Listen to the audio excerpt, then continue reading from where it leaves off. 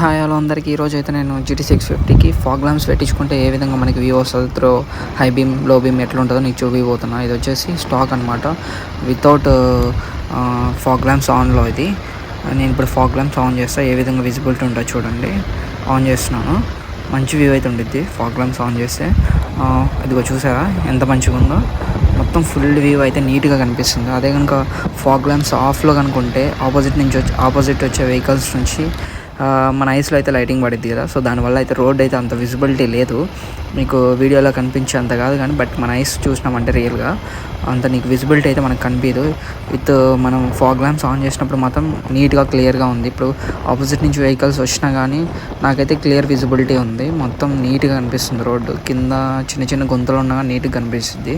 కానీ ఒకవేళ మనం కనుక ఫాగ్ ల్యాంప్స్ పెట్టించుకోకుంటే ఇవేవి మనకు కనిపించవు దగ్గరికి వచ్చేంత వరకు.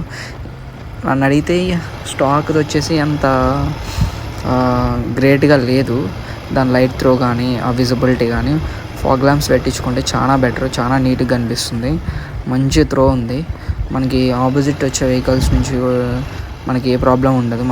మనకి మన లైన్ మాత్రం నీట్గా కనిపించింది, మన రోడ్ అయితే మనకి నీట్గా కనిపించింది. సో కంపల్సరీ ఫాగ్ ల్యాంప్స్ అయితే మనం పెట్టించుకోవాలి.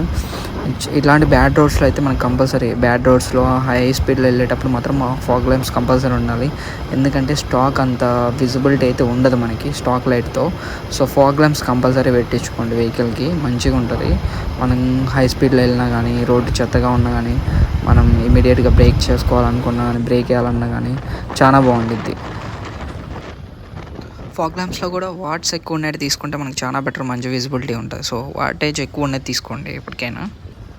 సో నెక్స్ట్ వీడియోలో నా GT650కి అయితే నేను స్పార్క్ ప్లగ్స్ చేంజ్ చేస్తున్నాను, NGK రేడియం స్పార్క్ ప్లగ్స్ అయితే పెట్టబోతున్నా. సో ఆ వీడియో కూడా అప్లోడ్ చేస్తాను. అండ్ అలాగే ఒక మైలేజ్ టెస్ట్ అయితే కూడా చేయాలనుకుంటున్నా. సో నా GT650 ఎంత మైలేజ్ వస్తుందో మీకు ఒకసారి చూపిస్తాను, ఒకసారి చూద్దాం మైలేజ్ కూడా ఎంత వస్తుందో. సో ఇంకా చాలా వీడియోస్ చేస్తాను. Please subscribe. Thank you for watching.